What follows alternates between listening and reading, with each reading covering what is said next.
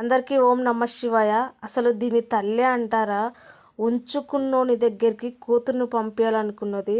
వీళ్ళ భర్త అంటే తాగుబోతాడంట, ఇంట్లోకి డబ్బులు ఇచ్చేవాడు కదంట. అయితే ఒక అతన్ని అయితే ఉంచుకుంది. ఇంకా వానికి అవసరం ఉన్నప్పుడల్లా పిలిచేవాడంట. వాని అవసరం తీరగానే వాని పని అయిపోగానే కొన్ని డబ్బులు ఇచ్చి పంపించేవాడు అనమాట. ఖర్చులకు డబ్బులు ఉండేవి. ఇంకా అప్పుడప్పుడు వెళ్ళేసి వచ్చేదనమాట. ఒకరోజు అంటే వాళ్ళ కూతుర్ని అంటే చూశాడంట. వాళ్ళ కూతురు మీద కన్నుపడ్డది దీనికి. ఎలాగైనా వాళ్ళ కూతురుని కూడా తీసుకొచ్చుకోలే అనుభవించాలని. ఆమెకైతే చెప్పిండంట, నీ కూతురు చాలా బాగుంది, నీ కూతురుని ఒక్క నైట్ నా దగ్గరికి పంపిస్తే నీకు సొంతంగా ఇల్లు కట్టిస్తాను నీకు ఉండడానికంటే. ఆమె మాత్రం ఒక్క సెకండ్ కూడా ఆలోచించకుండా సరే అని చెప్పేస్తుంది. సరే అని చెప్పేసి ఇంటికి వచ్చేసి వాళ్ళ కూతురికి అయితే చెప్తుంది, ఇట్లా తెలిసిన వాళ్ళమ్మ నువ్వు అంటే ఇష్టం అంట, ఒకరోజు నైట్ అంతా పోతే మనకు సొంతంగా ఇల్లు కట్టిస్తాడంట, ప్లీజ్ ఒప్పుకో, మనకు ఇంకా సొంతం ఇల్లు వస్తుంది, ఒక్కరోజు ఒక్క నైట్ నువ్వు గడిపితే మనం జీవితాంతం కష్టం చేసినా కూడా మనకు సొంతంగా ఇల్లు కట్టుకోలేము అని అంటే, నువ్వేం మాట్లాడుతున్నావమ్మా, వాడెవ్వడు అసలు, నీకెడ పరిచయమైండు, నువ్వెందుకు ఇలాంటి విషయాలు అడిగినవు అనేసి చెప్తే, ఇలా తెలిసిన వాళ్ళమ్మ ఎప్పుడో చూసారంట అందుకే అడిగిరంట అని అంటే, నువ్వు 4 పీకేది పోయి నా కూతుర్ని ఇలా అడుగుతావు అనేసి వాడిని ఆడనే 4 పీకి వచ్చేది పోయి నా దగ్గరికి వచ్చి ఆ పనికి మళ్ళీ స్టోరీ తెచ్చి నాకు చెప్తావేంది?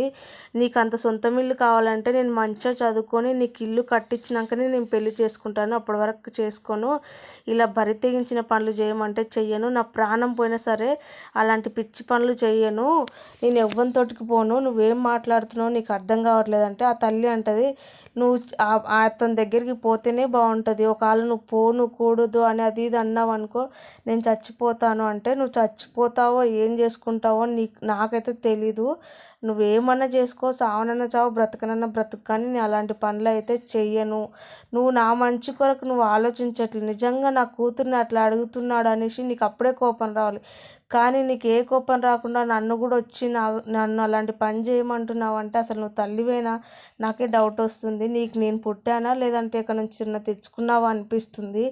చీచి, ఇలాంటి పనికి మాలిన పని జీవితంలో నేను చస్తే కానీ చెయ్యను, నాకు అస్సలే వద్దు, నువ్వు కావాలంటే వాని దగ్గరికి వెళ్ళి నా దగ్గరికి తీసుకురా, వాడిని ఇక్కడ నిలదీసి అడుగుతాను, అంతేగాని ఇలాంటి పనికి మాలిన పనులు చెయ్యి అంటే బాగుండదు, నేను కష్టపడి నేను ఇల్లు కట్టిస్తాను, నువ్వేం టెన్షన్ పడకు, నేను చదువుకుంటున్నాను, చదువు కంప్లీట్ అయినాక నాకు జాబ్ వచ్చినాక ఇల్లు కట్టించినాక నేను పెళ్లి చేసుకుంటాను, నువ్వు ఎలాంటి భయం తీసుకోకు అనేసి అయితే తల్లికి చెప్తుంది. ఇంకా తల్లి ఏం చేయాలో అర్థం కాక సైలెంట్ అయిపోతానమాట. నిజంగా అండి, ఆమె ఉంచుకున్న అతని దగ్గరికి కూతుర్ని పంపేయడము ఏమాత్రం కరెక్ట్ చెప్పండి, ఒక్కసారి ఆలోచించండి.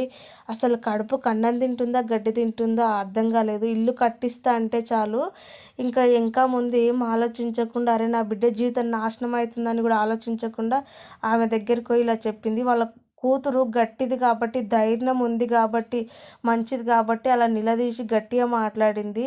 నిజంగా అమ్మాయి కూడా అమ్మాయికురాలు అయితే ఆమె జీవితం అయితే నాశనం అయ్యేది కదా, ఆమెకి ఇంకా ఇలాంటి పనులు అయితే చేస్తే ఇంకా ఆమెకు కూడా అదే అలవాటు అయ్యేది కదా పాపము.